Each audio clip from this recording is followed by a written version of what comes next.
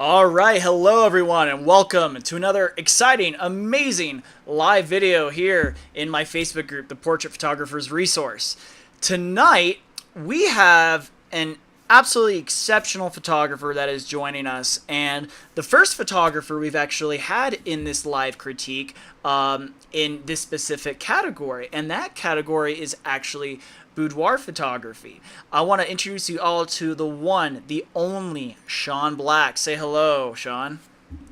Thank you for having me, Shawn. It is a pleasure to be here and be the first representing the boudoir genre. Absolutely. Like I said, I'm super stoked to have you here. For those of you who don't know Shawn, he is a fellow Geek Koto ambassador. So, as you can imagine, that means he is very heavy with the use of off-camera flash and creative lighting in general. But I'm gonna let you take the floor for a second, Shawn, and just kind of give everyone a couple minute pitch on who you are, what you take photos of, maybe who some of your inspirations in the industry are. Just kind of paint a picture of to everyone about who Shawn Black is. Thank you. And little about me. I started off in your world, the wedding world, almost 14 years ago. And a couple of years in, I had clients asking me, can you do boudoir session for me? And I kept sending that work out and sending it out. And then finally it dawned on me, I'm like, why am I sending money out to another photographer?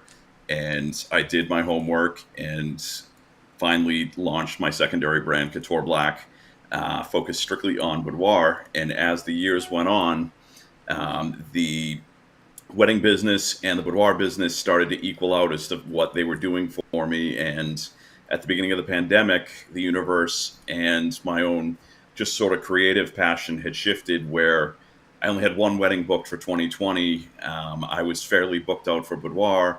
And then everything really shifted, and I realized that I didn't love weddings as much as I enjoyed shooting boudoir because at that point, I'd been married for just about 10 years, and my daughter was 8. So I didn't ever want my wife or my daughter to not feel beautiful or powerful or strong, which is my whole why for boudoir. And that kept pushing me further and further into that realm. And just having that overall impact on a woman's self-image, not even a women, anyone's self-image, because we shoot men, we shoot couples, really drives me and lights my heart on fire as to what it is that I photograph. As you said, I am heavy into studio lighting. I have windows in my studio. I can't even tell you what direction they face because they're covered with blackout drapes because I don't care about the natural light. Not to say that I can't shoot it, but I'd much rather have total control over my lighting environment. Fair enough, man. Well, that was a great intro. Thank you so much. Yeah, one thing I really appreciate about you and your style of photography is simply your use of light. I mean, I feel like, and not that there's anything wrong with this, because it kind of makes sense, and maybe you'll agree, maybe don't agree with me on this, but I feel like a lot of boudoir photographers in general shoot a lot of just ambient light, kind of the more light and airy style, and I feel like it does make sense in a way because that's just, I don't want to say it's more of a feminine way to light things or to approach things, but it's just it goes well with skin tones and everything. But you found a way to really make boudoir photography kind of bold, vibrant, dramatic, and a little bit more moody than what you typically see from your average boudoir photographer. And that's one reason why I really am drawn to your work is because of that. You kind of break the norm, so to speak. Would you say that that's been part of your success? Is your style, or is it simply just because of the experience you deliver, or a little bit of both? What would you say in regards to that? Overall, my style has sort of always guided the direction of what the brands have gone, and I've always been a big believer in my clients that love what I do and how I shoot will find me.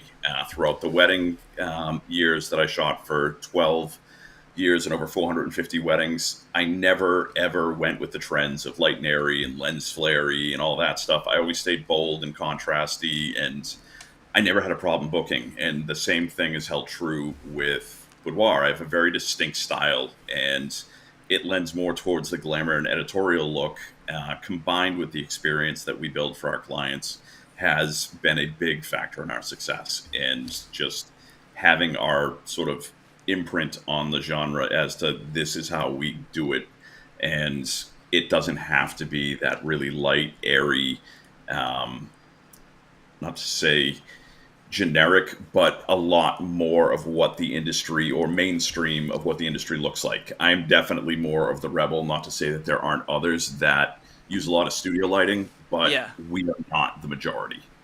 Right, and you know, regardless of what industry you're in, or I should say, segment of the industry you're in, that's something I think we can all really should pay attention to and take away. Oh, of course, you're drinking the coffee. That's a standard for Shawn Black, by the way. He's got to have a Starbucks. You know, you don't want to do what everyone else is doing, right? The nail that sticks out gets the attention, so to speak. So I definitely can appreciate that, and again, especially because you brought that into boudoir. But moving on, for those of you who are new, we do have a few new people that have submitted some photos tonight. These are our live image critiques. We do this once a month here in this Facebook group. I also stream it to YouTube as well. But we're going to go through 20 photos that you have submitted. We're going to give you some feedback on each photo, some things we like, some things we feel like could be improved. And at the end of the video, make sure you stick around because we're going to be announcing one winner that's going to go home with a free canvas print from Pro Prints, who is sponsoring this live video. So without further ado, Mr. Black, are you ready, my good sir? Oh, I'm most definitely ready and eager. All right. Well, let's go ahead and jump straight into this. Let's see. Can you see? Yep, we all can see the photo. Perfect. So this first photo comes from a regular submitter and Lara Photography Workshop alumni, John Hawking. So why don't you jump into this one first, Mr. Black? We'll let you kick things off. What do you think? Overall, the thing that strikes me the most is the backlighting of the water spray in the back. I think it's an interesting element and whatnot, but I think it also works against the image as well because that's where my eyes are drawn and drawn away from the subject. Obviously, in the frame, the most bright things are what's going to draw your eye, and those two large strobes or speed lights or whatever he's using in the background sort of keep drawing my eyes away from the beautiful maternity Yeah. image that we're trying to create here. I think that just overall, the concept of what he was going for is really unique, but execution could be done a little bit better and the lighting could be nuanced, especially on her, slightly better. And the thing that I found in imagery is it's the small details that make the biggest difference. So little things like the gown that she's wearing, if it was spread out on the bottom a little bit more, I think it would make a little bit stronger image of her. If she was maybe backlit a little bit more and it wasn't as intense a light almost direct onto her, it would provide a lot stronger profiling of her body, of the bump that we're trying to celebrate, Right.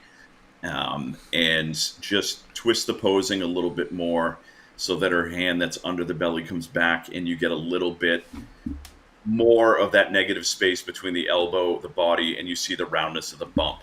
When I first looked at the image quickly, and granted it was on my phone, I didn't realize it was a maternity image to Right. begin with. I thought it was just more of a straight portraiture. And then when I got it into the bigger screen, I was like, oh, so you really want to celebrate those curves in maternity.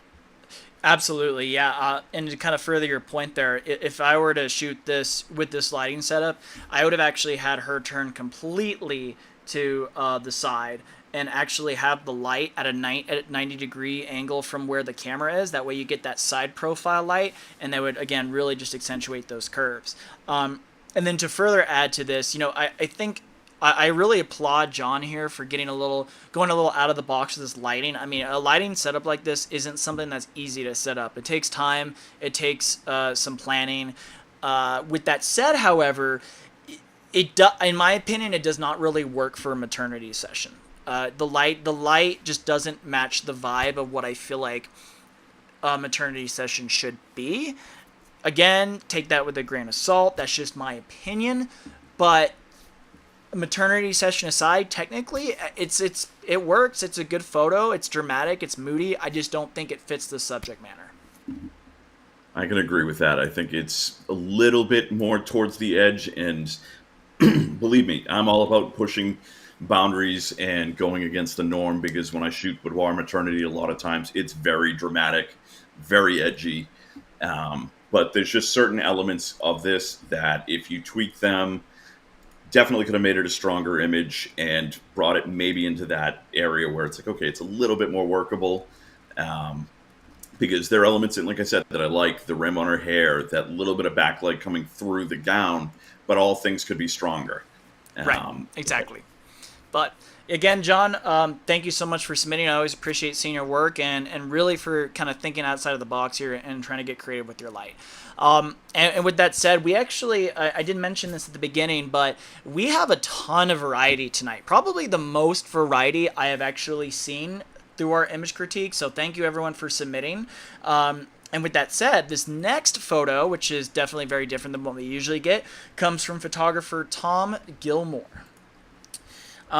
So I'll go ahead and start with this. I absolutely love seeing photos like this. I'm really big into nature, into the outdoors, and I love seeing wildlife images. And to be able to capture a moment like this of an owl in flight with its wings fully extended is pretty challenging to get. So I definitely applaud the photographer on that. From the technical side of things, there are a couple of issues that I do see.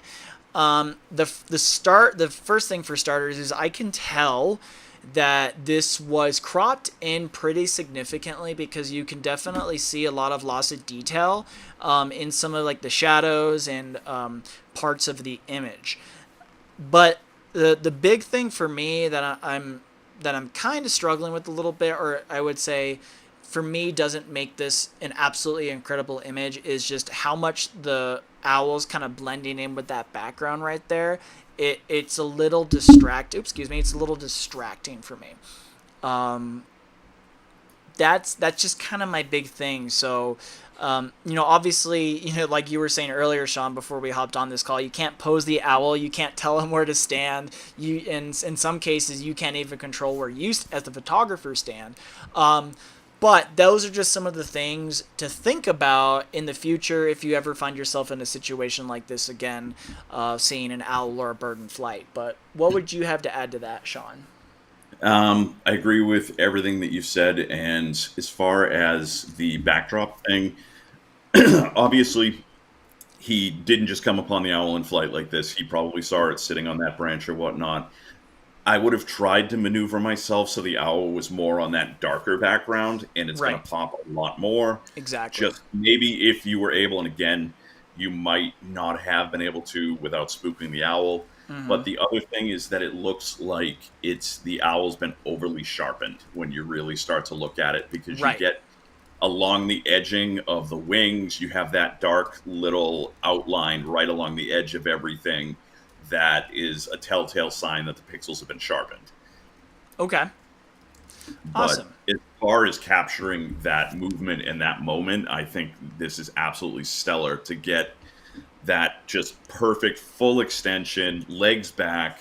I'm like, yeah, I would be. It's one of those ones that you look at the camera afterwards and like, holy shit, this is amazing. I got that. And then you sit there and then you're like, all right, I got to crop in. I may have to sharpen it because of the movement because I might not have been at the shutter speed or whatever that I needed. All those little things. But again, it's one of those things that you can't pose the owl. It's a moment.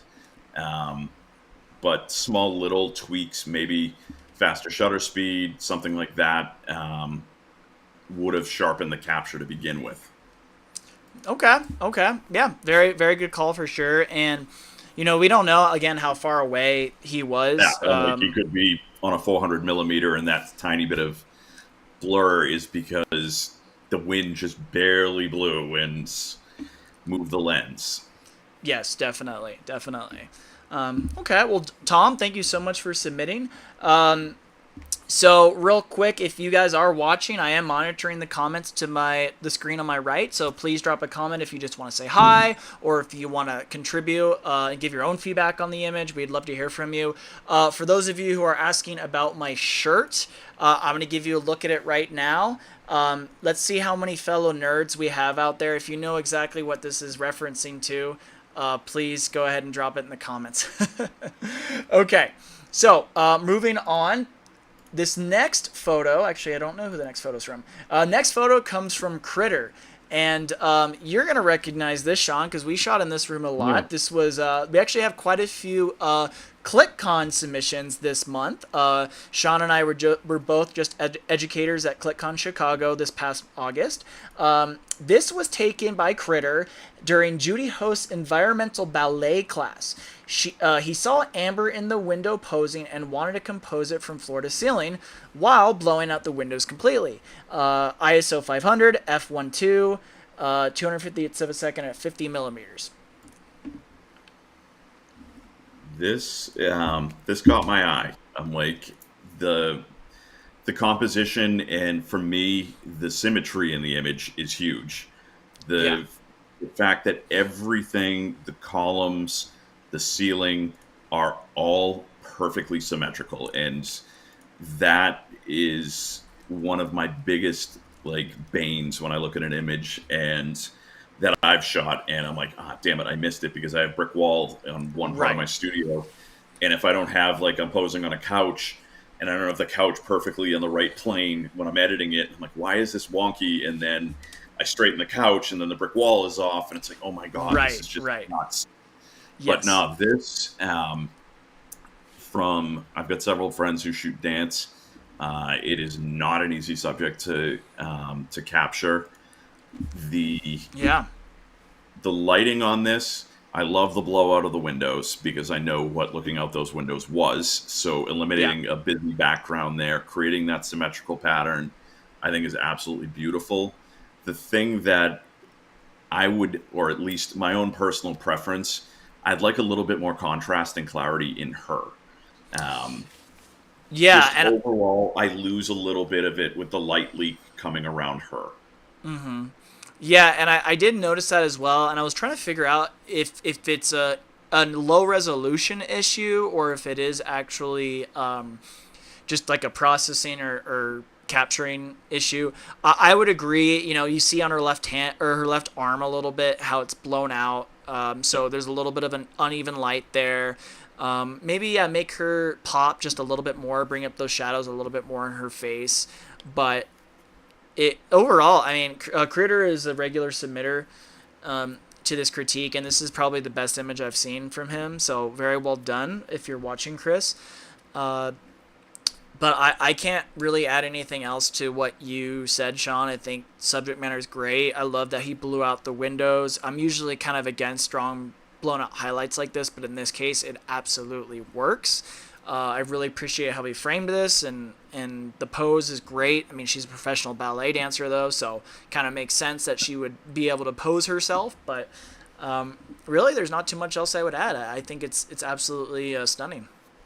But I appreciate just how much detail he was able to still retain in the ceiling, in all of the stonework, all of that. He managed to keep in focus and not lose, even in the chandelier, still not blowing out the bulbs on that while blowing out the windows. Take some skill, so applaud yourself. This is a very well done image, and like I said, the little things that I'm looking at are very nitpicky. So well done. Yeah, definitely, definitely. Well, super cool. Critter, always a pleasure. Thank you so much for submitting. This next photo comes from another regular submitter. This comes from Radon Burton. So, couple couple things here that I think could be improved on it. And Radon always submits really, really solid stuff. So I'm gonna be a little firm with her today because she is such at a high level of photography. So for starters, I think the biggest issue I'm having is it's just so very center weighted.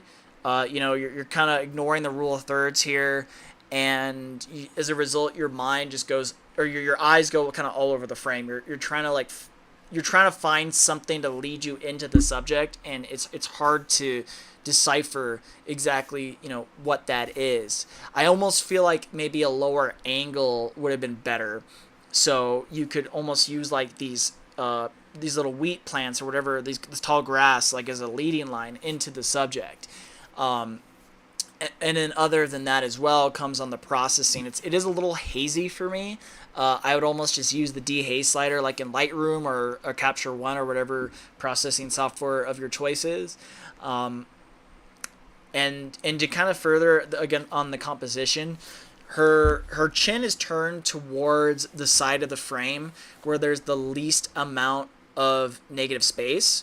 And I always try to tell I always think, a strong image when you have someone looking out of the frame is they need to be, or off to the side, I should say, is they need to be looking into the frame as opposed to out of the frame.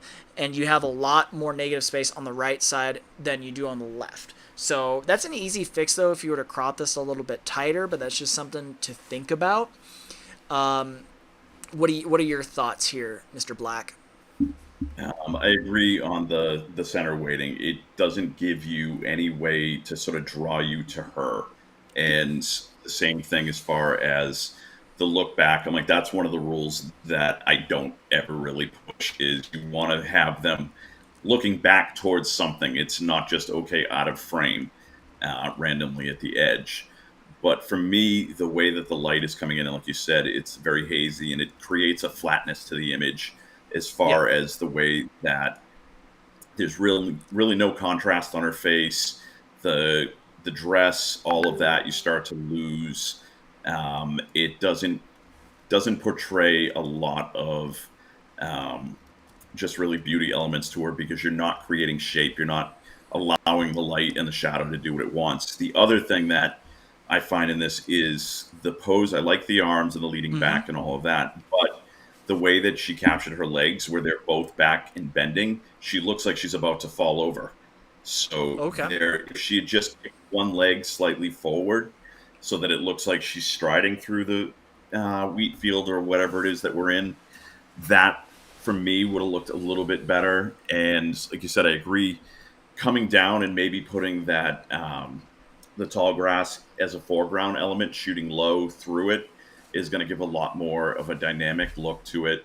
Um, and it could be even just coming up and being able to see more of the top of that tree line in the background, because when you crop down like that, you're not seeing the tops of trees a lot of times, and they're falling into that soft of a focus. It's just sort of more muddy than anything else. Where if you've got a little bit higher angle, you catch maybe a little bit of blue, the tops of the trees. It's just going to add a little bit more depth and dimension into the image. But the biggest thing for me is that hazy flatness to the lighting. Um, if she had a little bit more shadow to her, or like you said, running a little bit of a dehaze filter, then maybe a gradient, exposure gradient coming in from the right hand side to knock it down from there to create a little bit more contrast, might up the image a little bit more in post. Yeah. But Mm-hmm. I think in camera, um, would have been a lot smarter to get lower, create true foreground elements where she's framed by a couple of those tall reeds or whatnot that are sticking up. Right. Right. Okay. Well, super cool. Super cool. Radon, as always, it's a pleasure critiquing your work. She's up in Wyoming, so she's got some really cool scenery to work with. And this is definitely no exception. So thank you Yeah, so there's no much. place in Boston that's wide open like this unless I drive an hour. Absolutely, absolutely. Um, all right. Well, Radon, thank you so much. We're gonna go ahead and move on to another photo, and this was taken by someone who goes by the name of Herman Derulo.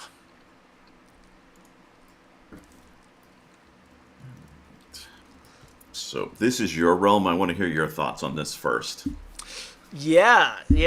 So, from what I've been told, this was captured with some Geekoto magic.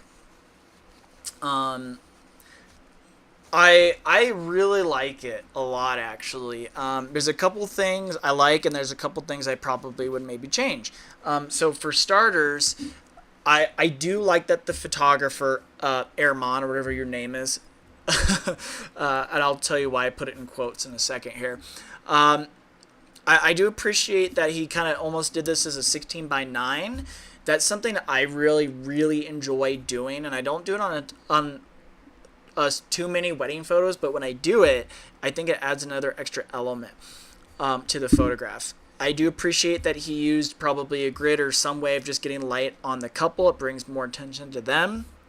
Um, a couple of things I would like to see that are something a little different. I this is obviously posed, but he's done it in a way to make it look a little bit more organic, and I can certainly appreciate that. But there's a couple of things that are maybe bothering me a little bit.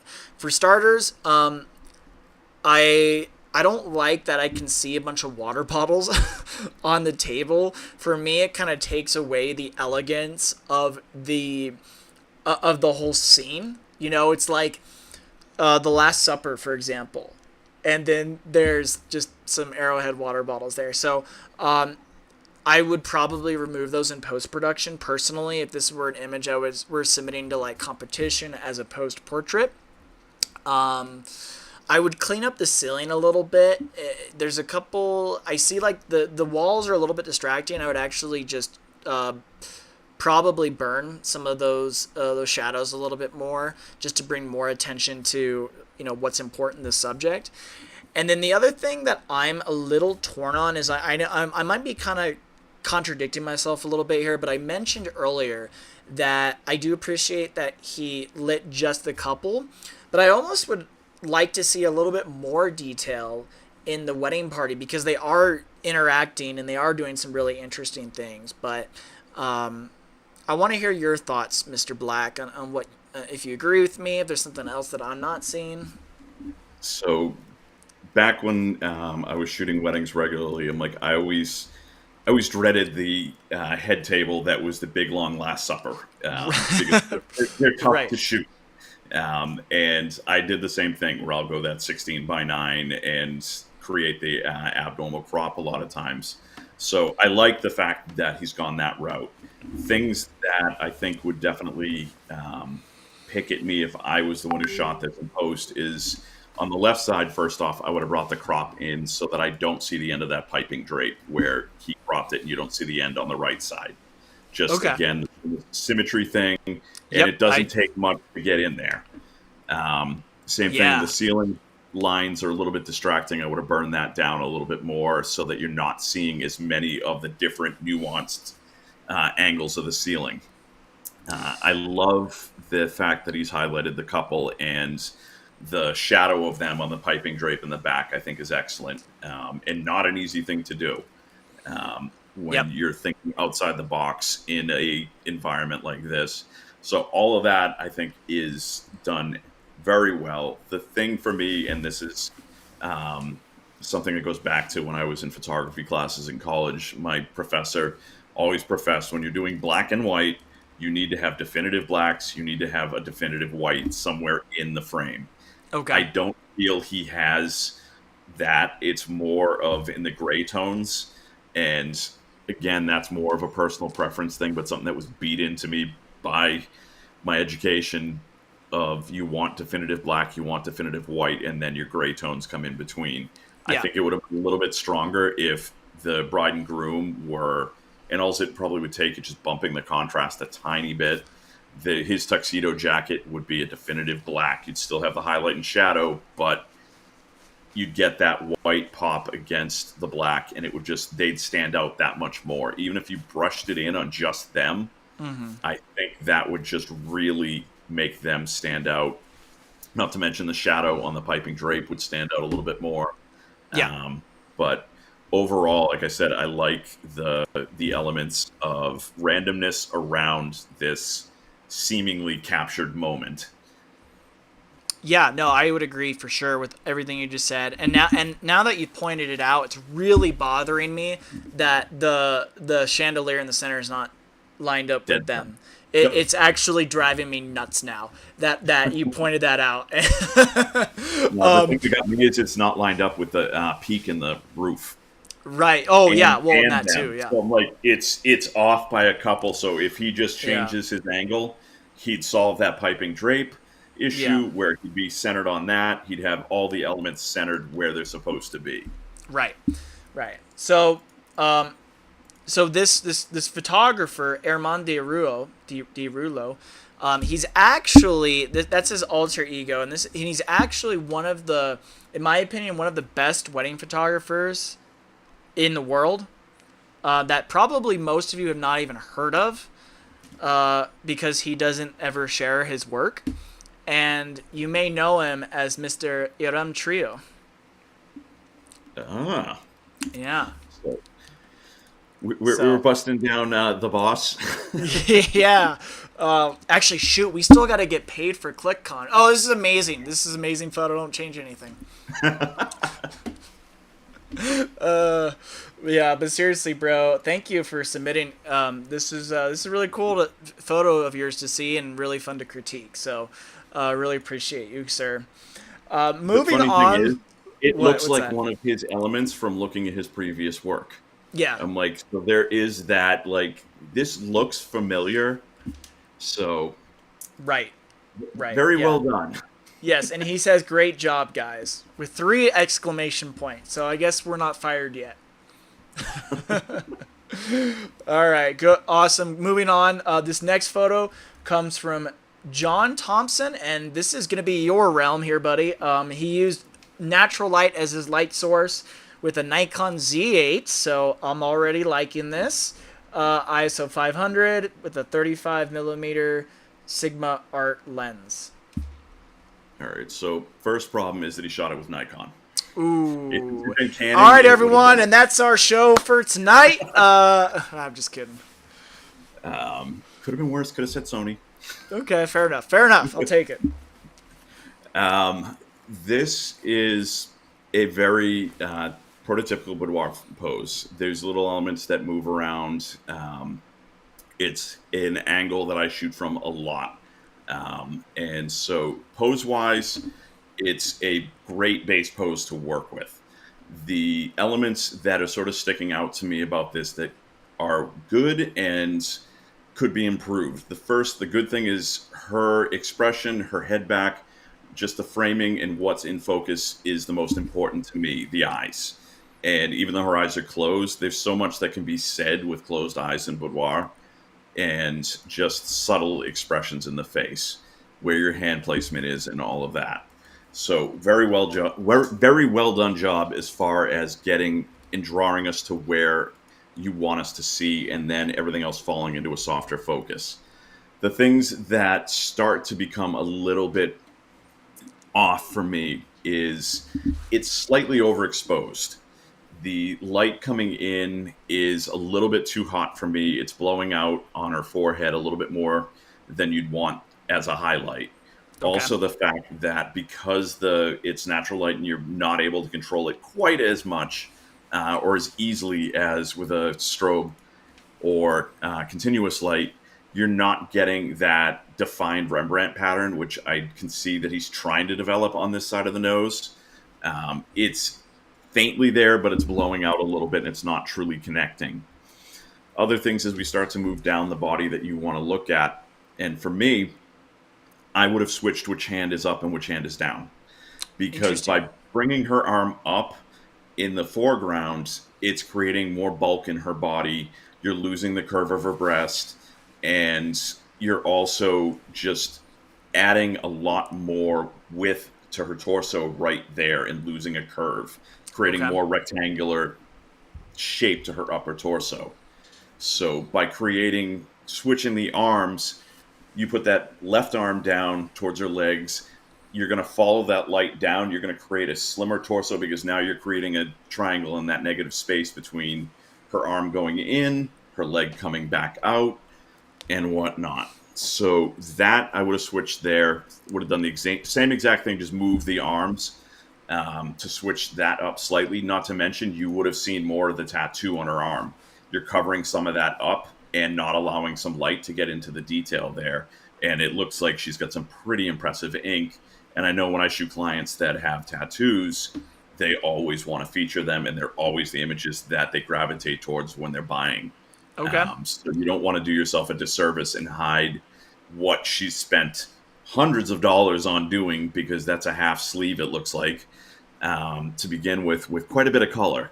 So by switching up the arms there, you're going to change both the dynamics of the body shape, as well as you're going to feature something that she's proud of. The last thing is where his crop point is right at her knees. So you've turned her into an amputee right at that point in her legs. So either bring that crop up a little bit higher onto her thigh, or you've got to go down a little bit more and show her entirety of her leg. Okay. So what are you seeing of this as a non-boudoir photographer? Yeah, so let me ask you a question, and on the pose, what would you think about her turning her chin slightly more towards the camera so you could see a little bit more of her other eye as well? Do you think that would work, or do you think we would have that one eye too much in the shadow, and then that would kind of defeat the purpose of doing that? I think with the angle of light that he has, I don't think it would be as flattering, Okay. coming up and dropping that into shadow. If you had another light for fill, whether it be something like a Kikoto lightsaber, where you could bring it over the top and get a little bit of fill just exactly where you want it, which is what I do a lot of times, where I'll have my main strobe where he has his natural light. I want just a tiny bit to bring out some of the definition in the hair or whatnot. Then Okay. you could do something like that, and tilt it. The other thing that I might do where you can gain a little bit more of the face is I'd have her arch her chest up a little bit more, arch the Mm-hmm. head back, Yeah. and then turn it a tiny bit. So you're getting more back and then a slight twist. Um, or Yeah. he can bring his angle up a little bit higher and around more towards the top by a couple of degrees, and you'll get a little bit more of the facial features um, popping in there without losing the natural light coming from the window right over on the side.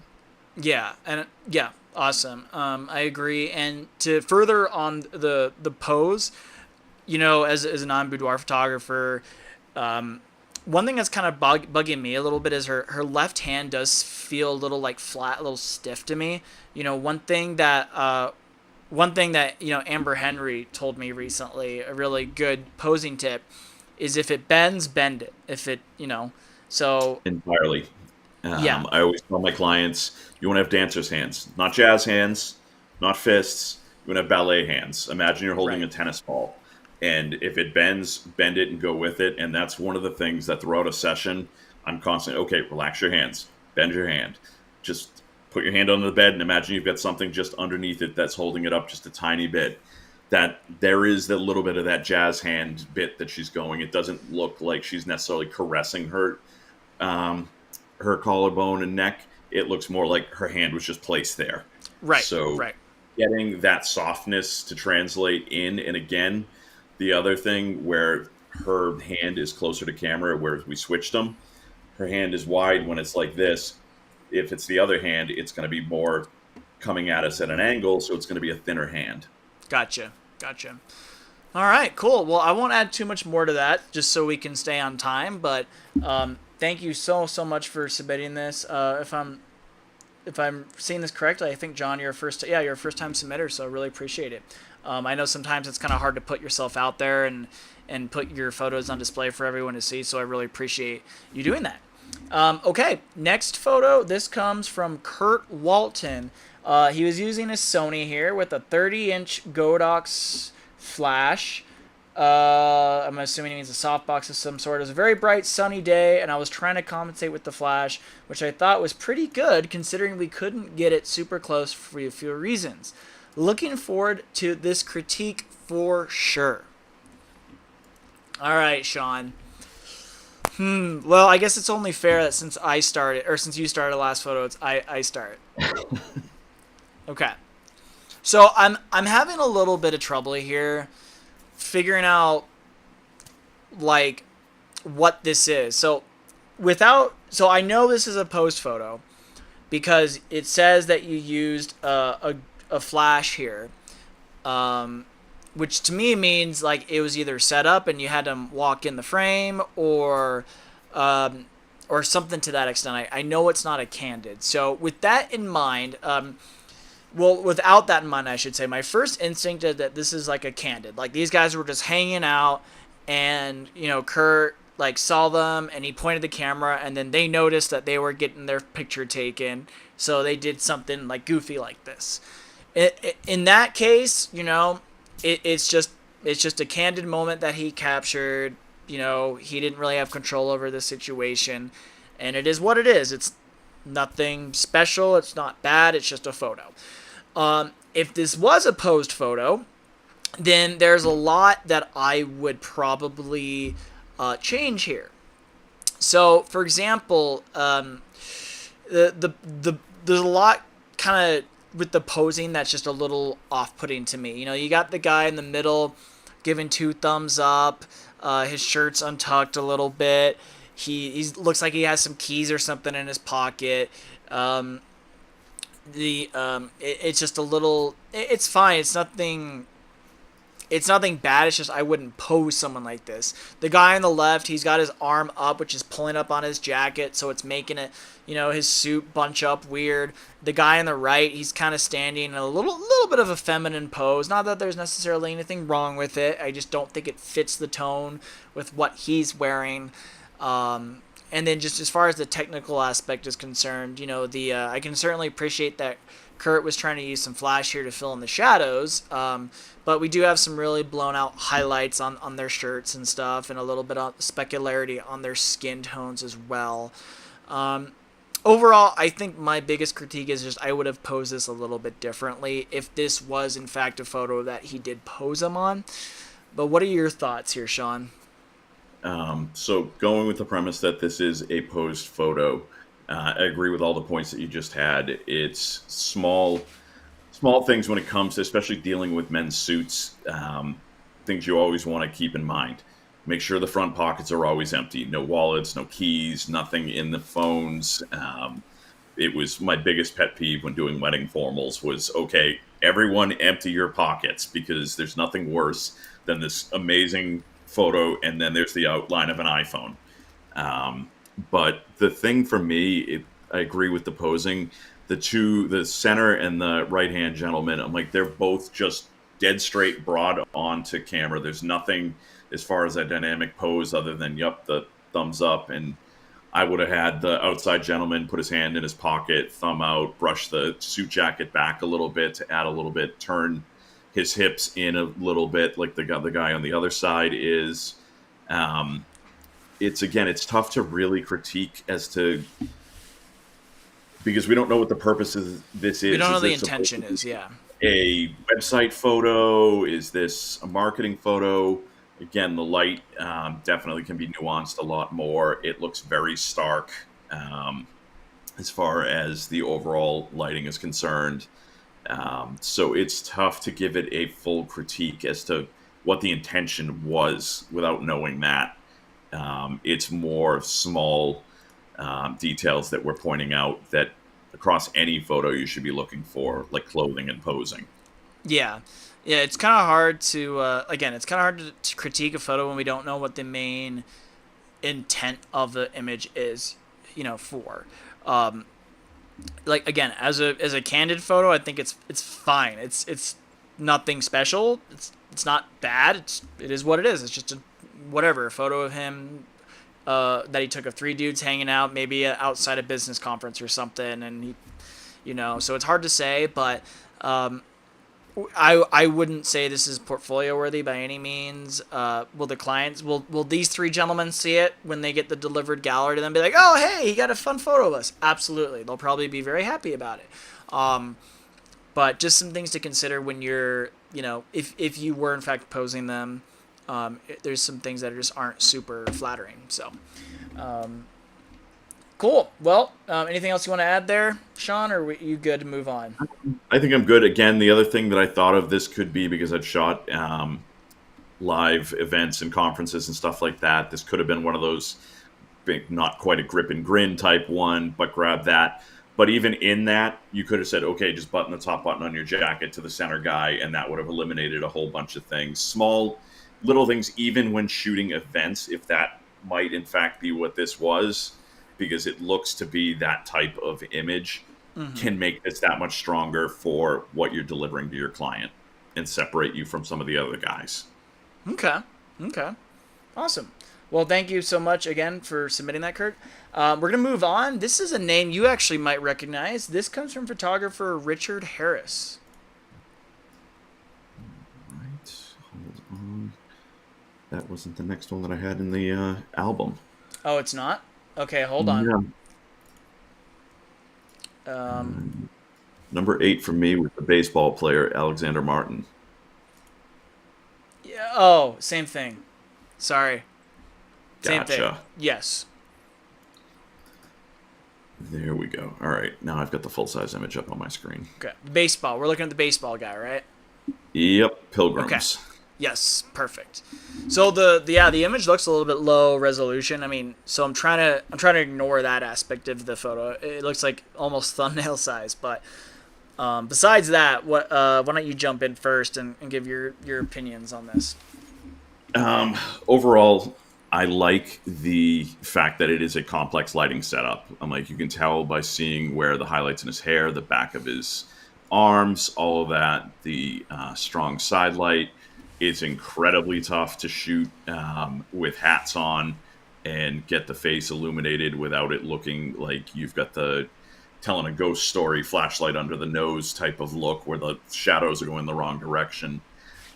So I like the idea of the lighting setup. The thing that is sort of getting me is where it's so strong coming from the right hand side of the frame. His right hand or his left hand looking at the right side of frame is extremely white, whereas you get over to the opposite hand on the other end of the barrel of the bat, skin tone changes a little bit because it's not as illuminated and it gets incredibly dark. They did a good job balancing across his face, but when you start to go from one side of the frame to the other, it really loses a lot. I think it would have helped to have a small fill just coming mainly for the hand on that side and that arm to give a little bit as far to even skin tone, stuff like that. But managing to not have a ridiculous highlight in the Oakleys he's got on the hat. I like the pose for a senior photo, which is I'm guessing what this is. Yeah. Um, I think it's well done, but small again. Just nuances with the lighting would just pick this up and take it to another level because you're losing a little bit of his eyebrow on the right hand side of the frame, and that shadow coming from the brim is a little bit cutting across and creating a straight line across through his eyebrow and his top part of his forehead. Okay. Okay. Yeah, I could see what you're saying there for sure.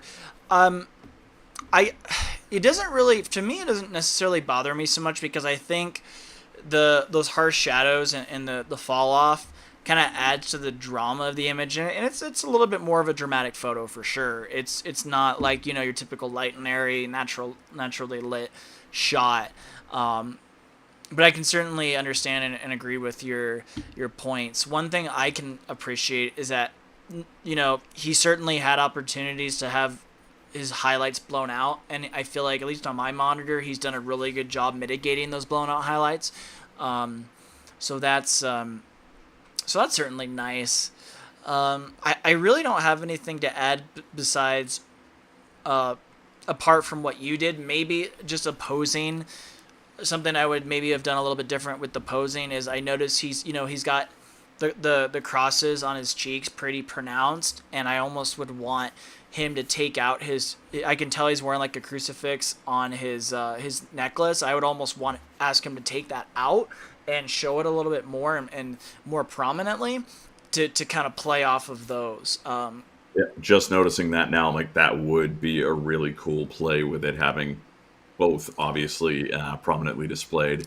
Right. Uh, So that would honestly probably be the only thing I would change. Otherwise, um, maybe he could like I feel like just playing baseball when I was younger, I think it'd be a little bit more natural if his left hand, the right side of the frame, if he gripped the bat, because he's kind of doing like this, like T-Rex arms, and it's a Yeah. little awkward. It's a little bit awkward of a pose, so I think it'd be a lot more flattering if he took his left hand and he just grabbed the grip of that bat as opposed to just this. Yeah, and the as you're saying that, I'm looking. Both hands don't match, so that's even now as I look at his right hand, left side of frame, it's definitely more of the okay T Rex over the side, and having that strong grip, and just again even a little bit of a flex that you might see in the sleeve because he's now got that more powerful grip, just could add to it and create that much more, for lack of a better term, stronger pose. Right, right, exactly. So again, yeah, I'm not too upset about the lighting by any means. The pose, could use a little bit of work, but not bad by any means. I'm sure this guy is super stoked. A lot better than my senior photos because Oh, my senior photos consisted of me taking photos in my hallway at home with like a point and shoot camera. So yeah, super cool. Thank you so much, Richard, for submitting this. We're going to go ahead and move on to this next photo, and this comes from Corey Regovich. A little more wedding oriented now. So I can appreciate him highlighting the ring here because women love to show off their bling. I mean, even at my engagement session last night, I when we ended the session, I always do the same thing. Hey guys, thanks so much. Is there anything else I can grab for you before we head out? Oh yeah. Can you get a photo of my ring? Uh, Women love to post photos of their rings. They'll drink their Starbucks coffee.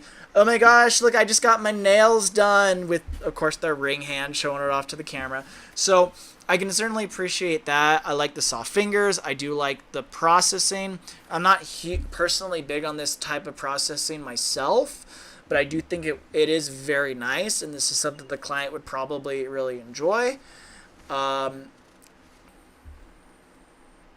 yeah, highlights aren't too blown out. Maybe, yeah, no, not even that. What do you think, Shawn?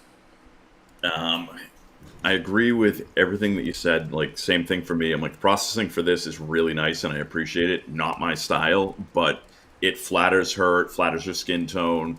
It matches the dress. It's not turning the dress orange or anything really wonky and strange processing.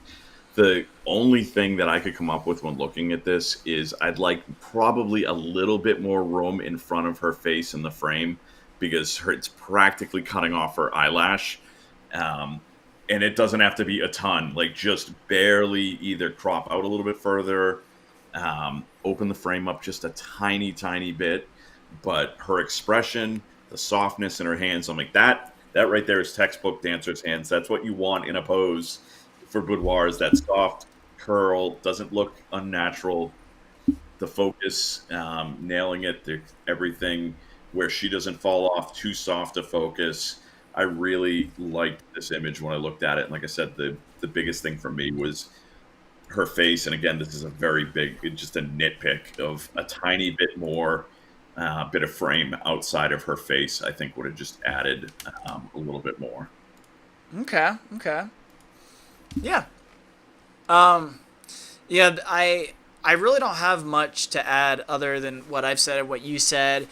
More than I can just really appreciate the photographer for taking a second to do this image because it is important to highlight. You know, everyone takes photos of the rings, right, by themselves at a wedding day. But I can really appreciate the photographer taking the extra second to to highlight the ring in use, so to speak. You know, um, so pretty ring too, but yeah, maybe bring out that crop a little bit more, maybe frame it a little bit more so you get rid of some of that negative space on the right and show off her face. Then we'd have a pretty solid image that I would be comfortable posting in my portfolio.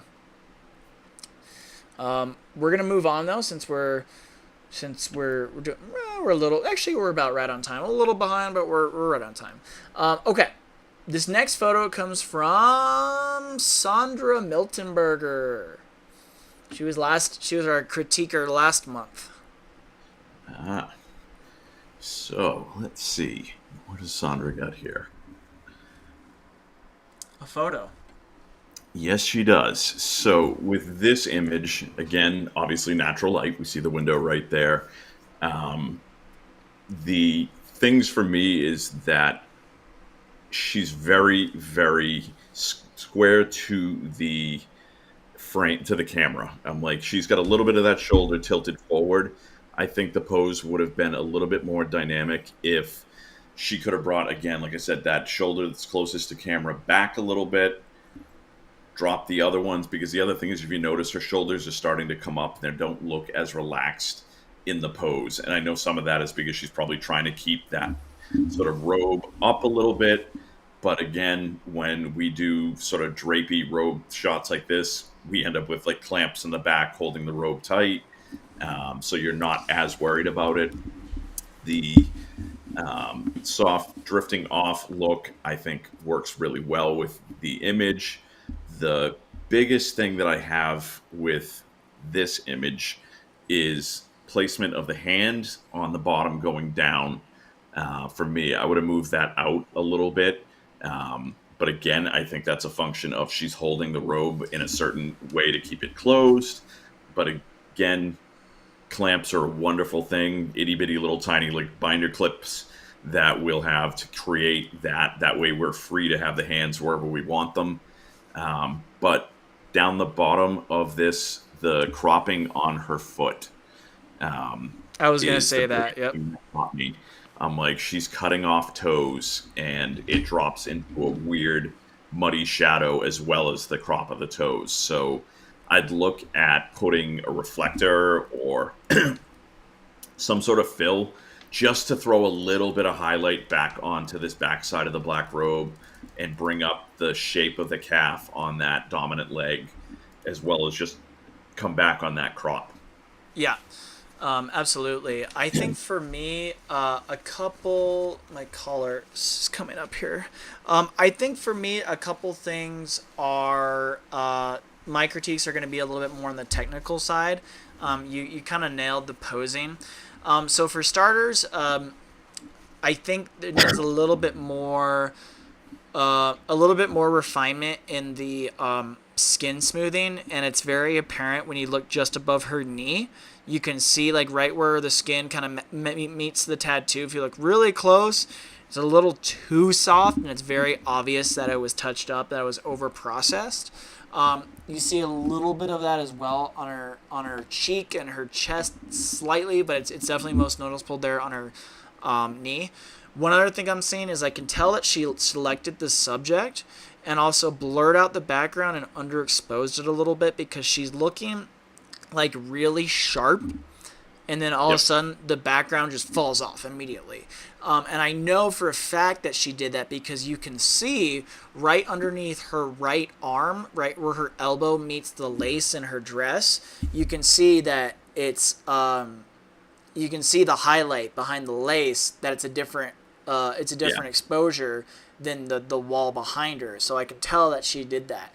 So it's just a little of those attentions to a little bit of that attention to detail that maybe a client wouldn't see, but someone like us would, because we do this for a living and we do this every day, especially you as a boudoir photographer. So that would just be my only suggestion, was just a little bit more refinement on the processing. I agree.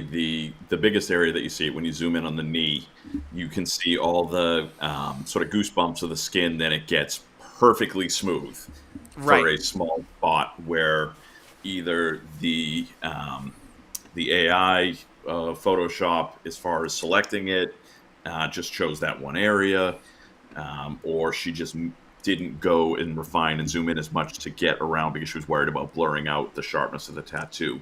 Definitely. The other thing that, as far as posing, that I would look at is just the way that the robe is hanging. She loses a lot of her waistline and the curve of her booty. Okay. It makes her very rectangular. So again, these are things like the left side of the frame, the draping of the robe, pull that back a little bit so you see the curve of her elbow coming in.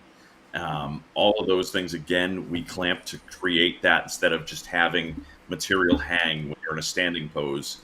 Because if it's just going to straight down hang, it's going to turn you into a rectangle, and rectangles aren't sexy. Fair enough. Triangles, circles are sexy. Okay. Rectangles are not. Okay. Good to know. Good to know.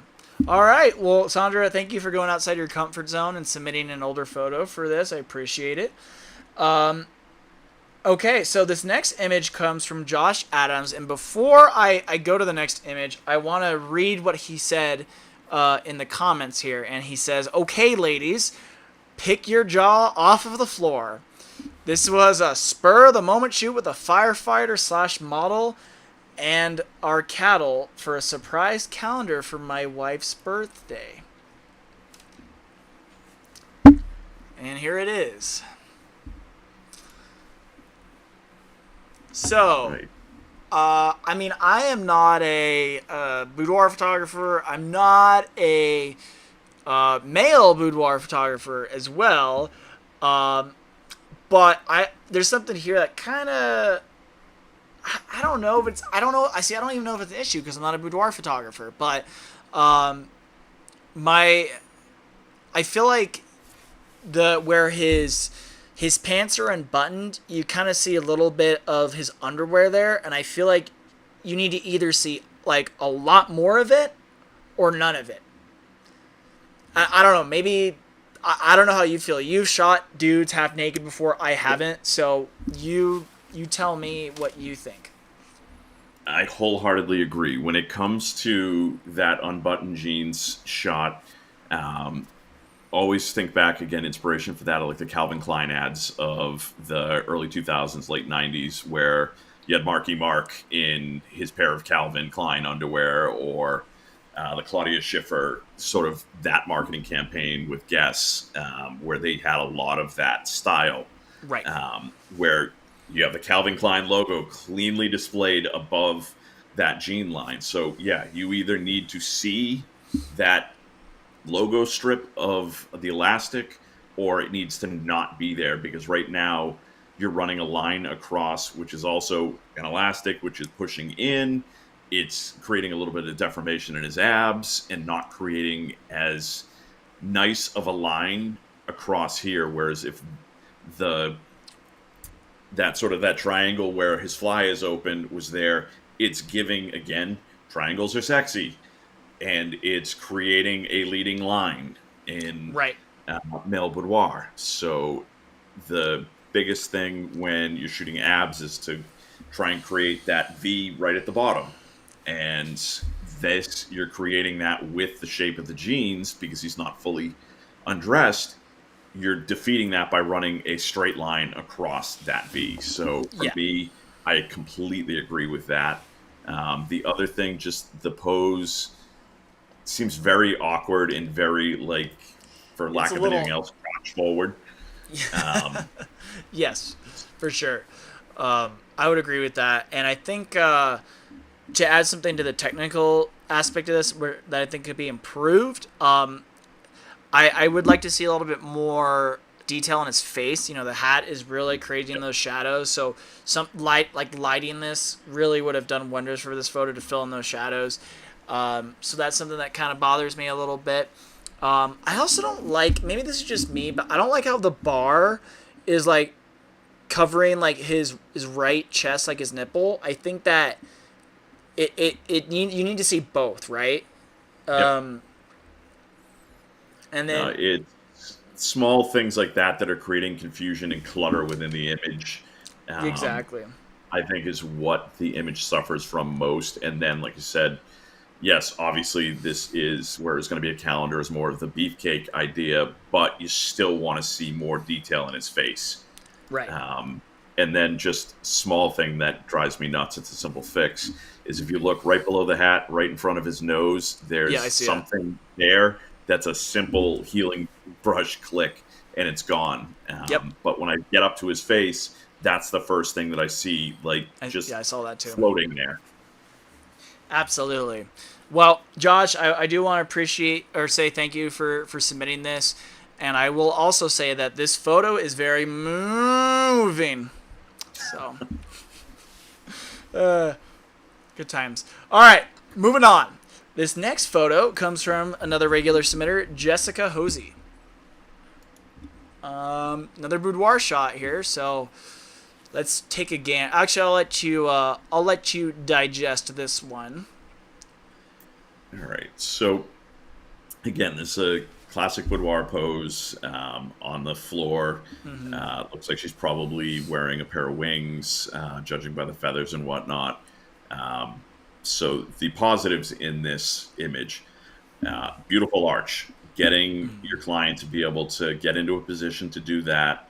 Um, Bravo! Like she is incredibly flexible. All of that. You got the pose down for the arch and instructed your client to get what you want. The things that can be improved upon this that would really start to bring the image up before we get to anything technical. Twisted straps take absolutely no photographic skill whatsoever to fix, and they are my biggest pet peeve when I miss one. And that's one of the first things that I'm drawn to in this image when I'm starting to look at it in more detail is that first twisted strap. But the other thing that it's doing is it's creating a bulge in her underarm because that elastic is digging in even deeper. So small things like that, before you even do anything technical, before you release the shutter, make sure every strap is straight and laying flat. When you get into strappy lingerie like this, the back of the bra strap is two separate straps. There's no mesh there, I'm assuming, from what I can see, and it's creating a little bit of a bulge. So just move those straps a little bit further away, and you're going to lessen that. It doesn't matter size, shape, or anything. Skin and elastic, you're going to create bulges. So it doesn't matter. You could have a size 0. It's going to do the same thing versus a woman who is a larger size. Hell, put your arm on your skin like this right now. You're going to see it's going to create a bulge and an indent. You try to mitigate that without having to do it digitally. My own philosophy is I don't reshape bodies with Photoshop. I try and do it with my posing, my lighting, and the angles that I shoot. If you are someone who does liquefy more liberally, I would have probably flattened that bulge in the bra strap a little bit and made that a smooth line. It would have improved that arch that much more. Good point. Good point. Yep. The other thing is to avoid that in posing, so you don't even have to liquefy it. You could have brought her arm that's close to camera, and this would solve a couple of problems. One, bring it up. You have her actually cup her breast. It's going to allow her elbow to be that support point instead of her shoulder, give her that much more of an arch. You're going to hide that bra strap, and you're going to hide her underarm, which is basically straight open to camera right there. Yep. And it's also going to eliminate the cropping, which is right about at her wrist mark. So you'd see that she's got a hand in there. I'm going to let you take some of the more technical stuff in the image. Yeah, no, that's actually a very good point. I didn't even think about that arm, and now that I'm looking at it, though, it looks a little weird because she's like bending back, and it's just very unflattering. So I didn't even really notice that until you pointed it out. So thank you for saying that. Yeah, I mean, technically, there's really not a lot wrong with the image. Maybe the only thing I would say is I'd like to see a little bit more detail, like on her tummy area and kind of just like where, yeah, like her tummy, her chest, and then kind of right in her crotch area. It's a little blown out, and I feel like by just reducing those highlights a little bit, it's gonna give her a little bit more of a soft kind of feel. That would be the main technical thing I would personally change here. Other than that, I mean, you kind of hit the nail on the head when it came to posing. Yeah, Not it's yeah, not just too much the more. highlights are just a tad too hot. If they brought them down just a tiny bit, you see a little bit more definition, um, and I think that would add to the image. And again, I'd move the crop out a little bit because she's cropping almost right into the curve of her booty and right across at that shoulder line where you're losing a joint. Yeah. So I'd bring them a little bit wider, get the neck a tiny bit, maybe the chin and the lips. That way you can have some expression and still keep it an anonymous shot, which is what I'm guessing that Jess was doing with this image, was to create some anonymous artwork for her client. Yeah. Absolutely. Well, cool. Thank you so much for, again, a lot. It feels like a lot of people are kind of going out of their comfort zone today and submitting some photos that maybe they're not usually doing. So I really like that you guys are putting yourselves out there, and thinking outside the box a little bit. So thank you so much, Jessica. Next photo comes from also a previous guest critiquer on this page. This comes from photographer Kevin Holding, and he shot this just with a single flash and a mag sphere. So, coming from the wedding world, let's hear what your thoughts are first. Yeah, I have photographed a wedding once or twice before.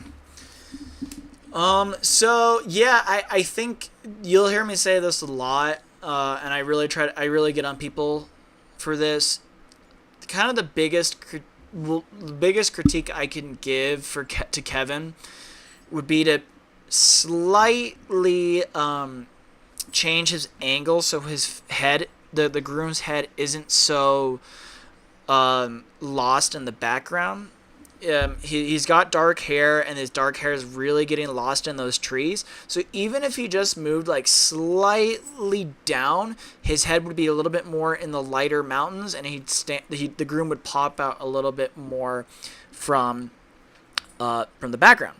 When it comes to the pose, they feel, especially the bride, feels very stiff. And there's a couple giveaways to me that are suggesting that. So for starters, she looks very removed from the groom. She's almost like pulling away from him instead of leaning into him.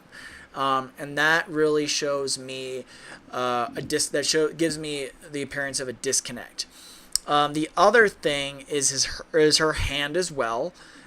Like we talked about earlier, it's very flat. If it bends, bend it. Have her soften those hands a little bit. If you guys can see me on the camera here, and go from this to this, just very nice soft fingers. And then also this kind of goes back with her scrunching back, but she's kind of bringing her chin down, which is a little unflattering. Have her bring her chin up. Have her lean forward towards the groom. And then have her soften her expression. She looks very serious. She looks very hard right here. And she just needs to relax and kind of lean into the groom and enjoy the moment a little bit more. Those are my main critiques. Other than that, composition's good, lighting's good, processing's good. But what do you have to add here? First and foremost, take the phone out of his front pocket. Oh, yep. I Um, just saw that. Yep. Just saw that. I agree. She is a little bit stiff, and some of that might be coming from the fact she may be balancing in heels on that rock.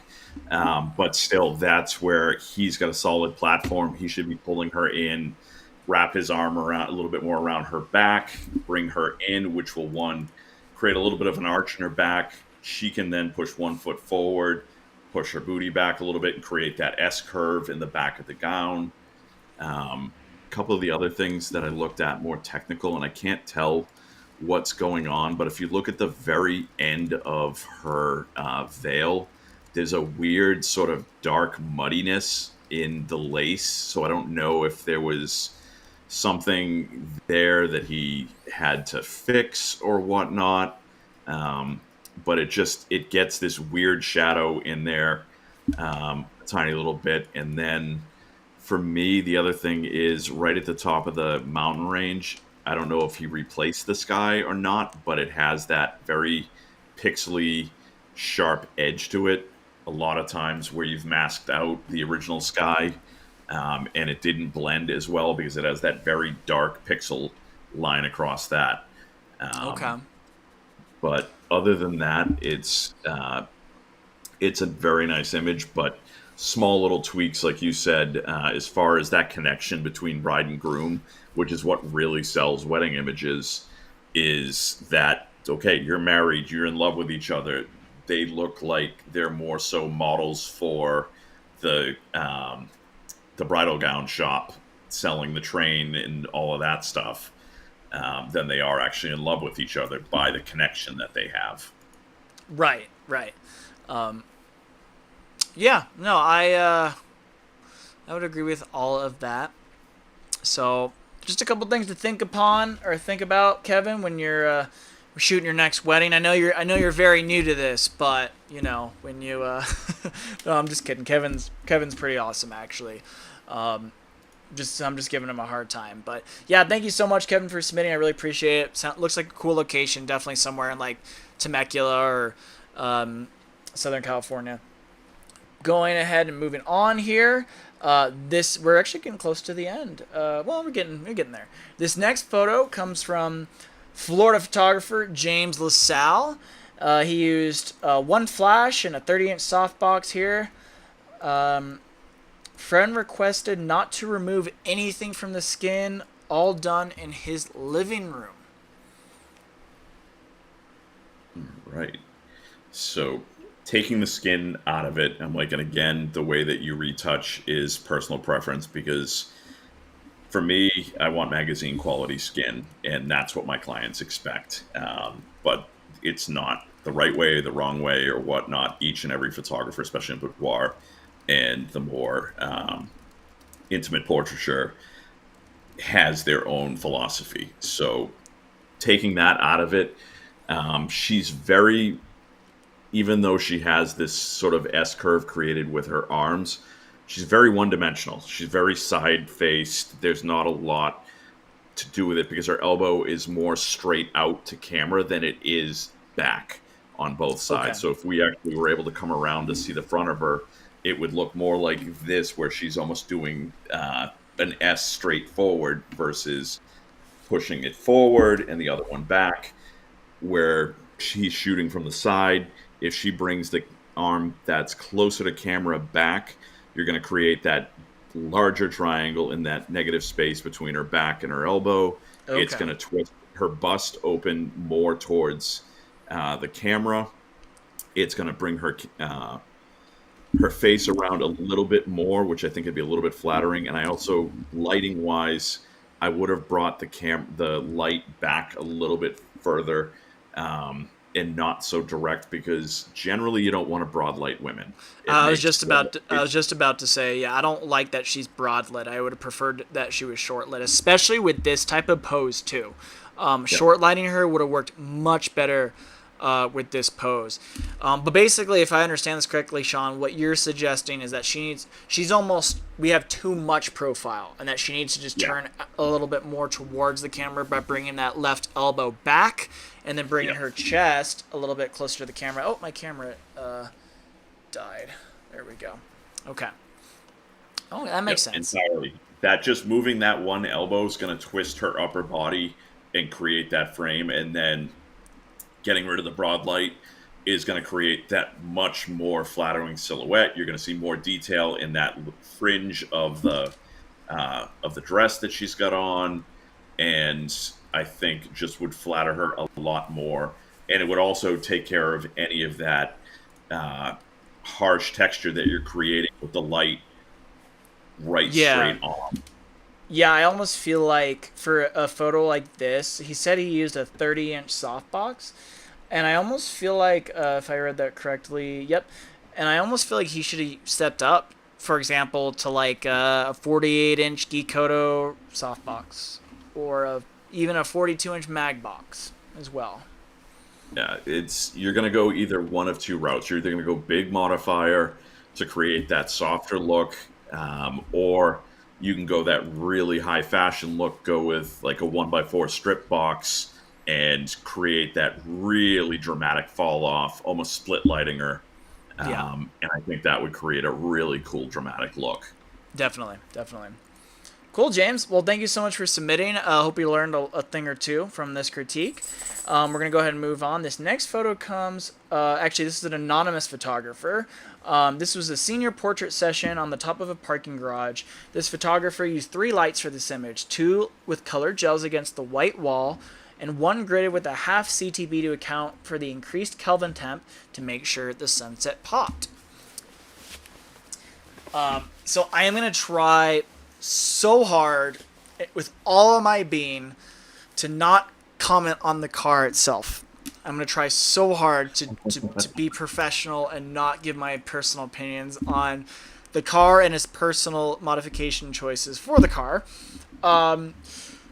And just look Remember, at he's it a as a teenager. He photo. doesn't know any better. This is true. This is true.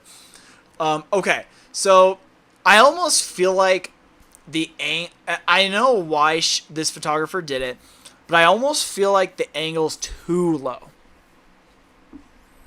Like it's just a It, little too low for me. Like yeah, it needs to be just a bit higher. Um, and then yeah, and then like the composition too, right? So you have the fence kind of like coming into him, and then just ends right there. And I feel like there needs to be some sort of gap. So maybe if the photographer moved a little bit to the right, that would have been nice.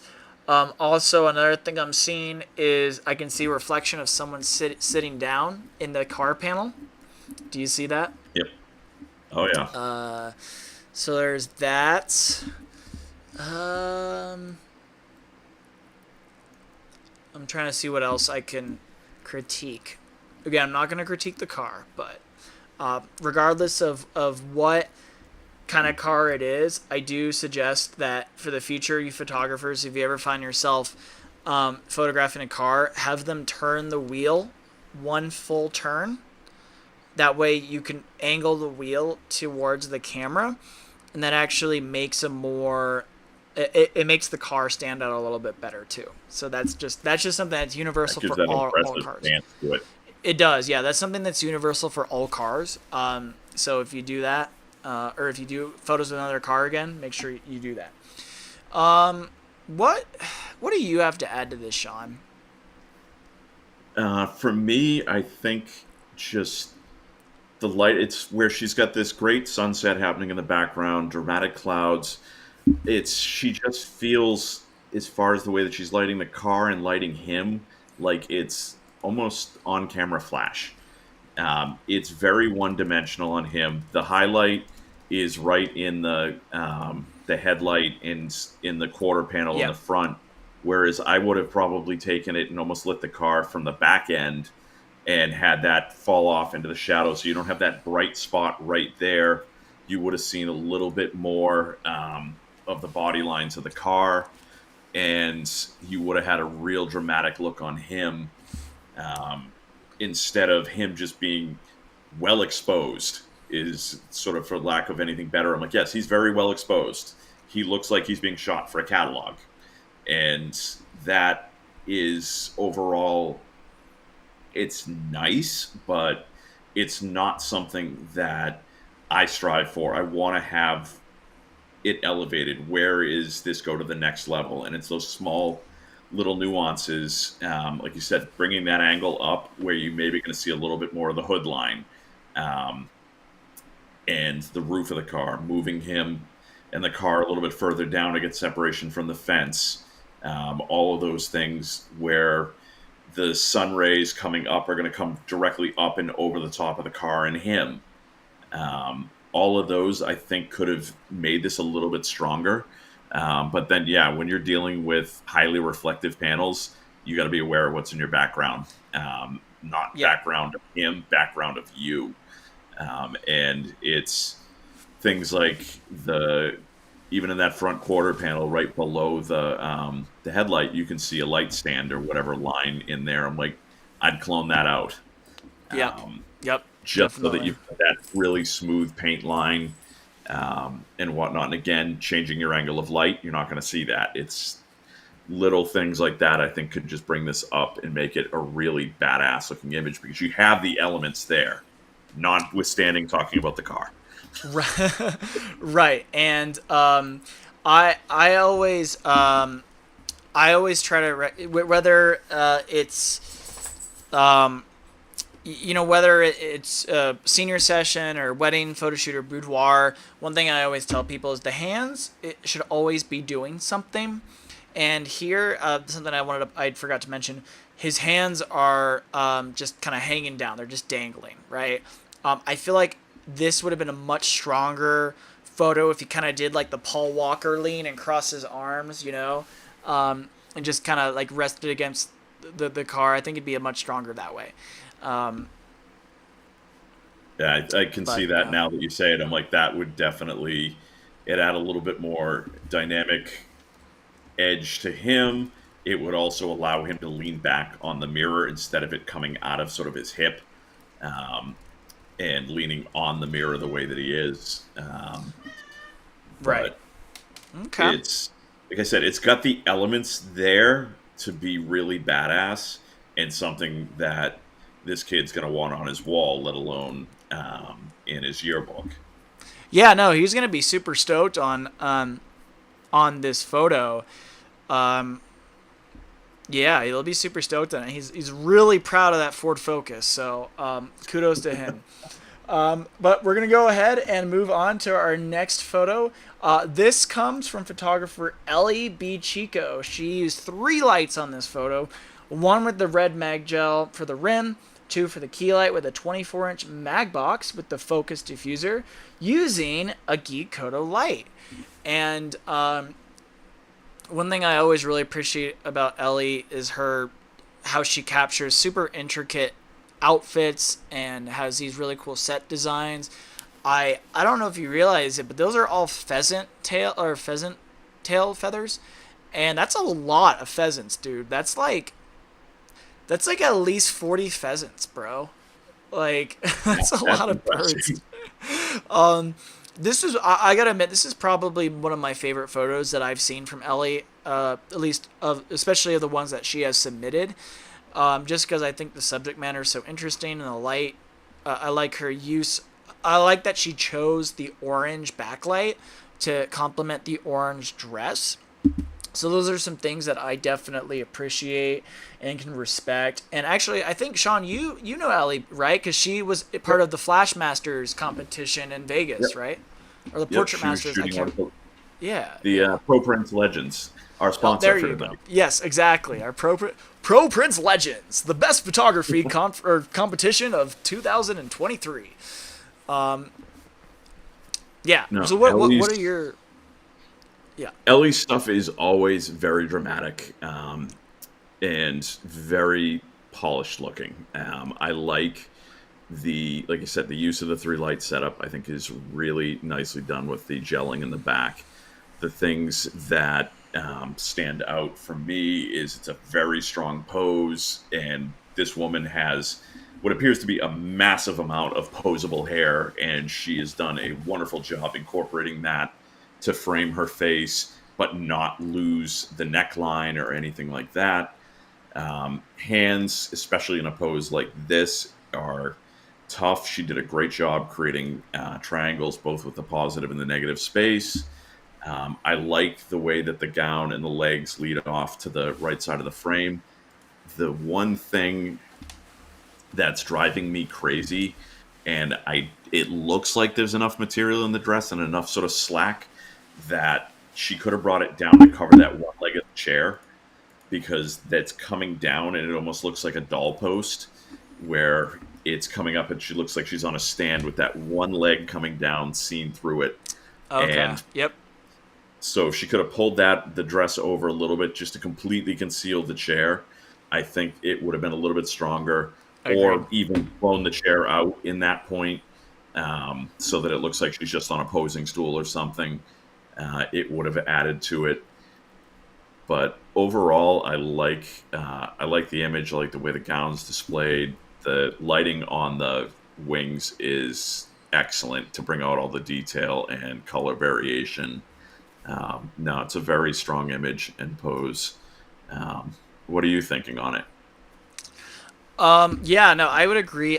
I almost let me know what you think. Um, I almost feel like a larger softbox should have been used because I feel like some of the shadows, maybe like under her chin and the shadow coming from her arm on the background, are almost a little too harsh. I almost would like to see like a slightly softer um, lighting, but I don't know if that it certainly doesn't break the image for me. I'm just like nitpicking at this point because I do Yeah. find that shadow from her arm a little distracting. It's now that you bring it up, I see it a lot more. But I'm wondering if you go to a larger modifier, are you going to lose that sharpness in the feathers and the detail with just a little bit of softer light, where you're getting that more hard, very sharp look to the feathers right now? Yeah, I what you could potentially do is bring that softbox in really close with a grid. So you're minimizing the amount of spill that's going on, everywhere else. Yeah, it's hard to say, honestly. It really is because it's such it's such a weird situation. It's something you don't. It's not a situation you run into every day. The Oh, other maybe. option I think that could be cool is you go with a very large modifier, um, bring it up above and Oh forward with a yeah, tiny tilt so that that shadow is falling down and not onto the wings. right. Um, I think that could be flattering where she's already got the head tilted up. You're not worried about shadows in the eyes. Mm-hmm. So going with something like that, maybe with a 6 foot parabolic, that idea with a slight tilt and forward might do the trick where that shadow from the arm is going to drop down and you're not even going to see it on the wings anymore. Right.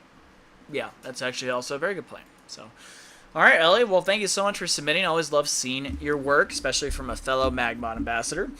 We're gonna go ahead and move on. We got just a couple more. This next photo comes from Danny Duran, and apparently this was shot at ClickCon, and I didn't realize he was at ClickCon. You should have said hi, dude. But anyway, this is definitely your scene. I'm gonna let you take this away to start, Shawn. All right, let me get it up full size on my screen. All right, so obviously, if this was shot at ClickCon, we know it's models that probably don't know each other, so it's not a true couple, I'm guessing. So connection is going to be a little bit tough um, because they look a little bit stiff as far as their connection is concerned. But to be expected when you're dealing with models that may not know each other. Right. Overall, I like the the pose that he is in. The expression again on him isn't the greatest, but he's dealing with it. But I like the strong, relaxed pose that you've got him in. She looks a little bit awkward in the way that she's coming around and caressing. First off, the hands. They're very stiff and jazz handy. You want to have her maybe caressing his shoulders, but the arm that's coming around the back of his head, and this is more, I think, a function of that chair being a very high back, stiff chair. She can't get her arm down into a natural position, so she looks almost like her arm is up in chicken wing type, and then she's reaching down and around the chair. So again, it's a Yeah. function of the furniture that you had to work with. There is creating some issues that I know in my studio, any piece of furniture that I buy, I know is going to work size wise and pose wise. In fact, I have one that I bought a couple of years ago that was from IKEA. I literally in IKEA went and laid down in it in the pose I expected to use for it to see if it would work. So do Nice. that in your pre-planning type of things when you're outfitting your studio and what you're going to work with. Yeah. Um, Again, lighting wise on this, you've got a very dark skin tone versus a very white skin tone. The things that I'm noticing, he's lit very nicely. I like the way that you brought out the definition in his skin, the definition across his pecs, a little bit in his abs, his face, the hair, and all of that. She looks like she is almost was blown out more, and you slid the highlight slider down because her face looks very flat as far as the way that the light is falling across it, and a lot of that is when you dump highlights, just by moving the slider, because she's very white, pale skin tone to begin with, and her face looks different than her body, than her leg. So I think the lighting intensity on her could have been a lot better and a little bit more directional, because she's just very flat lit in the face, with no real defined shadow until you get very far towards her jawline. Yeah, yeah, definitely, definitely. Um, yeah, I almost would like. I almost feel like a lot of time, some of the issues that we were talking about, posing issues, would be solved if almost maybe he leaned forward like just slightly. Um, I don't know though. It's almost like he was just like chilling, relaxing in a chair, and then she like kind of came up from behind him, which it does work. But yeah, it's definitely very interesting. It's a super interesting like couple, and I really do find the subject matter super interesting. I think we've seen maybe a little bit too much of the white of his eyes, like he's looking up too much. Yeah. So I would, and that's a little like a little off putting for me. So maybe have him change how far he's looking up. But other than that, I think that's I would probably have him do something different. They're both of their hands are very stiff. They're both very jazz handy. That would be the biggest critique for me. Um, And then the but yeah, last thing for me is the way that the light is coming off of her. If you notice, you've got that almost turned a speed light sideways shadow defined right across the back of her body, where you can see her shadow against that wall. So it's a matter of either moving your position as the camera, and that might have solved this, where you come around to, say, 9 o'clock position, and you're shooting more from the side. She's more straight on to you from a low angle. He's looking up at her. You're not getting so much of a white in his eyes, and it's more of that endearing look up at her, type of thing. yeah, So that might have been a way to solve this issue with the chair and just that overall look with the right, lighting. right. Well, Daniel, thank you so much for submitting, buddy. Yeah, I got you confused for a second because you put your name as Danny, but I've always known you as Daniel, and I know another Danny. Anyway, so I got you confused for a second. But yeah, no, actually, he took one of my ClickCon classes, and it was great seeing you there, bro. Um, Thank you for submitting. We're gonna go ahead and move on. We got 3 left. We're almost done. This comes from another ClickCon photo. This comes from Stanley Q. Or as I call him, Stanley the Manly. All right. Let's see here. So I think the first thing that jumps out at me, that there's a couple technical things. For starters, probably the most obvious, I think I'm a sucker for a good vignette. I love vignettes. I actually do a lot of vignettes on my photos. But this is a little too intense. It's kind of like camping. It's intense. Or the circus. It's intense. Um, and then the other thing is the image is slightly cocked to the side. I feel like if you're going to do that, you got a little bit of that Dutch tilt going there. If you're going to do that, either go all the way or like a lot, or don't do it at all. That's something that's bothering me. The other thing is you can tell that he selected them and then underexposed everything else around them, because you can see right below her hand there's a spot that he missed, and that spot has more, the exposure is further is up, and you can also tell on his right hand you can see where he missed a spot as well. So I think from the technical aspect, it needs a little bit of improvement. It's also a little busy. I think this type of pose would have worked better if you had taken a few steps back, shot this with a telephoto to get some compression. You can still tell that the background is there, but it won't be as in focus and it won't be as distracting. What are your thoughts, though, Shawn? First thing, same thing, was the horizon line just being off that tiny bit. If you're going to do a Dutch tilt, commit to it and go really tilt it. Same thing is that selection of them, and where it really sticks out to me is right underneath her chin.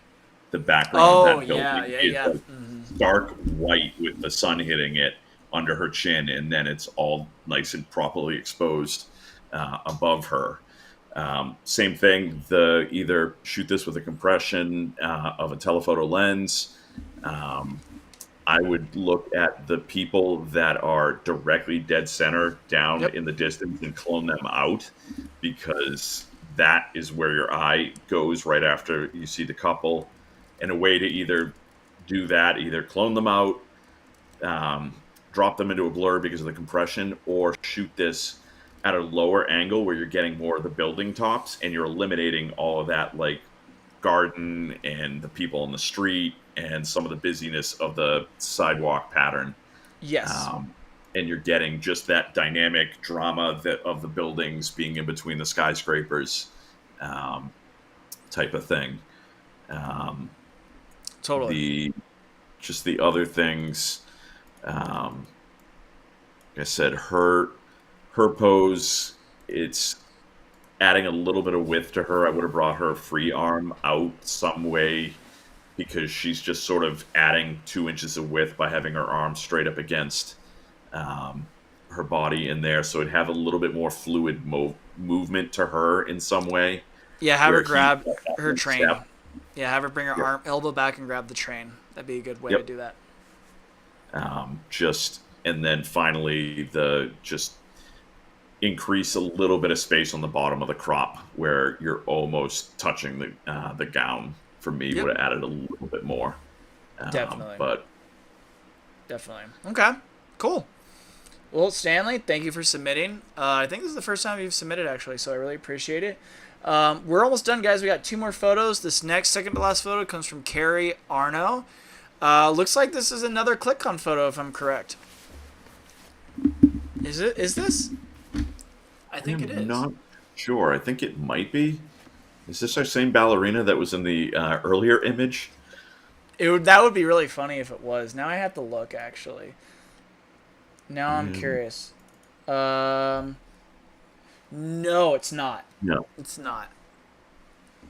And the only reason I'm assuming it was at ClickCon is because she was there. Um, And so I'm like, I don't yeah, recognize the subway station stop to know if it's Chicago or not. So I think it is Chicago. Yeah, it is Chicago. Yep, I just Googled it. So, okay. Well, super so cool. Anyway, the first thing that stands out to me, I can tell there's a little bit of. She kind of brought up some of the shadows in her legs because she didn't nail it just right. You can see a little bit of the ghosting, especially on her right thigh. yeah, You you can can see a see little bit of that glow. exactly. So that's just something to keep in mind. But I love that she made use of the train moving. I think that's a really unique shot, and an interesting way to add some more. Basically just to make this photo a little bit more interesting. Um, yeah, it was at ClickCon, and it's the red line at ClickCon. Okay, perfect. Um, yeah. Let's see here. What would you add to this? Um, it was one of the ones. It's a striking image. I'm like, I love the leading line of the train. Um, just the I'm always mystified by dance photos, especially ballerinas on point, because it is incredible to see the forms that they create. Um, but yeah, the other thing that I'm seeing is where she dragged the shutter. Her hand is a little bit blurred, the off one. Um, Same thing where she might have brought up the shadows and the other arm right above the little bicep piece. There looks to be a little bit of a glow there. Um, I might have dodged and burned her face just a tiny bit because she looks a little bit blown out on her left side, right side of the frame. But other than that, it's again like I'm nitpicking. I really, when I saw this, I thought it was a striking image and just very creative to wait and execute the long exposure on the train. So no, it's this is something that she should be proud of. Absolutely. Really, really cool shot. If I had to just add one more thing, maybe tilt the horizon just slightly more towards the left side of the frame, because when you kind of look towards the right, you see a little bit of distortion kind of going down into the right side of the frame. So I think maybe just tilting it slightly to the left would actually help it a little bit. But again, that's so, I'm being so nitpicky. It really is a solid image, and I think she should be pretty darn stoked on this photo. Yeah, no, this is a pretty badass image, and it's nitpicking to find stuff to really pull out of it. But Right. those small little things take it up into that award-winning level type of image Yeah, because that's what absolutely. judges look for. Totally. All right, cool deal. And let's move on to our last photo of the night. This comes from photographer Austin Alvarez, and looks like it's a boudoir photo. So, um, I'm All I'm gonna right. let you close out the night and start this one, Sean. All right. So for me, the thing that I find in this, I'm like, it's a boudoir image. Yes, it's an implied nude, but for me, it's about the pillow, and I've never been one to use a pillow as my prop like that. And if you are going to do something, you don't want to have a giant hotel king size pillow like that where there's a bunch of bulk to it. Because ultimately, the pillow is a rectangle. And what did we learn earlier? Rectangles are Rectangles are not not sexy. sexy. So not only is the pillow a rectangle, the stitching on it has got a rectangle embroidery. So there's a whole bunch of it. And all we're seeing are knee nubs that are sticking out, and a set of arms wrapped around with some shoulders. It's one of those things that you want to see the shape of her body in at least one side of it so that we know curve and dimension. Whether it be this would have been stronger if she had wrapped the sheets up a little bit and you could start to see maybe the side of her breast heading down into her waist and the side of her hip in one of those legs. Um, if she had her legs sort of splayed out to the side, she's laying on one hip. That way we see a little bit more that way. Right. Using the pillow is sort of the lazy way out because it's just, okay, wrap your arms.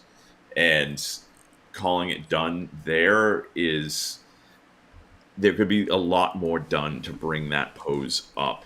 Um, Overall, it's like lighting wise, I like the softness of the light falling on her, but Yeah. it looks like she's just sort of disconnected from the image because there's no real purpose in the pose for me. So it's sort of a disconnected gaze for me where it's not a longing look to me. It's not sort of any expectant of, oh, someone's coming into frame. No, it's Yeah. just sort of like I'm sitting here holding a pillow, and it could be easily brought up because the whether she either has immaculate skin or the post production work on it appears to be done very nicely. I like the skin tone that he created. I like the black and white conversion, um, but the pose to me just sort of got a little bit lazy when there's a Okay. lot that could be done with it. Sure. Sure. Yeah, I would agree with all that. I never really thought of the pillow being like too big, but that makes sense, especially with a boudoir style of photo. Um, I think kind of moving on to the technical aspect of it. The one element that's kind of distracting to me is the picture in the background, how it's cutting right through her head, and that is yeah, I think probably would have changed that. Like it looks to be this might be a hotel. Well, obviously, I'm like with the betting, it's probably a hotel It's a room, and as we hotel. know, Yeah, those are probably bolted to the wall because I have tried many a times to take artwork off of that's true. walls or move it around. So it's not always the easiest thing, but again, the frame going through her head is the tough thing. So change the angle so that she's at least centered more in the photo. something, if you have an immovable workaround, find a different angle to make that frame work for you a little bit more. Yeah, no, absolutely. Um, I definitely would try that. I'm just trying to think if there's anything else I can add, but the light is very soft. One thing I've noticed about these photos that Austin has been submitting is he seems to do very well getting nice soft light from natural sources in all of the images that he shared, and this is definitely no exception to that. He's definitely seems to be a master of using that window light. So bravo to him. Austin, if you're watching, just really take in mind some of the posing suggestions that Shawn has given you, and I think you're going to be on your way to being the next Shawn Black photographer. So, Of natural light. of natural light, yes, of course, of course. Well, that is going to put us at the end of our image critique. So, Shawn, I want to thank you so much for coming out and helping me with these critiques. Before we go, though, are there any plugs you want to give for your business or for your boudoir association or anything like that? Yeah. So, aside from running a boudoir studio, which is Couture Black, my wife and I 2 years ago acquired the Association of International Boudoir Photographers, AIBP. It is a 13-year-old organization. It's the largest boudoir association in the world. We provide education on a monthly basis with live webinars. We have tangible benefits. We're basically like a mini PPA specifically for boudoir and intimate portraiture. We have a yearly retreat, which is actually coming up in 2 months, at the beginning of November in Boston, where we have an amazing lineup of educators, over 6 educators over 4 days, where you get to learn across business topics, shooting, lighting, posing, um, live models to shoot and practice on, and overall the connections that you'll make both with the educators and the other attendees are amazing. I wouldn't be where I'm at in the industry and as an artist if it wasn't for AIBP. So if you are interested in finding out more about it, don't hesitate to drop me a message, or the website is aibpphotog.com, but it's only one P. The P in AIBP is the P for photog. Awesome, awesome. Well, hey, Shawn, thank you so much again. Uh, I can't. Hopefully, we get you on another video at some point because I really would like to pick your brain Oh, definitely. I love it. on the business side of things. So, we're gonna go ahead and announce the winner. I've randomly selected a winner from the people that submitted, and that winner for the Pro Prince canvas is John Thompson. He is the one that submitted this. Boudoir photographer. Yeah, this lovely photo. If you guys are looking at it, he is our randomly selected winner. So thank you so much. We're gonna go ahead. Congratulations. What before I sign off, Amber Henry was telling me that I need some sort of like sign off, some sort of catchphrase at the end of all my live videos, and I'm not really sure what that needs to be. So I want you guys to think of some sort of catchy catchphrase for me, something like "Stay classy, bitches," or or keep shooting your dreams, or something cheesy, something funny, something fun. So if you guys have any suggestions, please go ahead and post them in our Facebook group. I'd love to see them. John, as the winner of this, please send me a message on Facebook. I'll go ahead and get you the promo code for that free canvas. Once again, Shawn, you are the man. I hope to see you soon. And Thank you.